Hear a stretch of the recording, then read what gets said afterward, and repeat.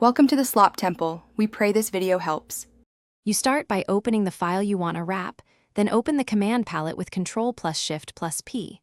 Once done, type toggle word wrap to run it immediately. This gives a quick on/off. If you prefer a more permanent change, press Ctrl plus to open settings and search for word wrap. Make sure to choose either editor. Word wrap on for every file or word wrap column if you want a specific width. This step gets you into control fast and visibly. You now configure how wrapping behaves. Open Settings JSON or the GUI, Set Editor. Word wrap to on, off, or word wrap column depending on your goal. If you pick word wrap column, Set Editor. Word wrap column to an integer, for example 80, so lines wrap at that column. Once configured, consider Editor.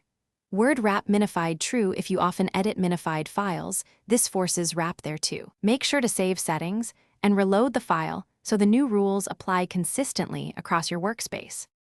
Finish by verifying the wrapping visually. Use View right arrow toggle word wrap or run the command again.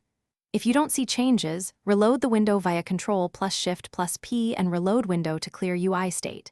Make sure workspace settings aren't overriding your user settings by checking. vscode/settings. JSON, workspace values take precedence. If wrapping still fails, check for extensions that alter editor rendering. One key troubleshooting tip.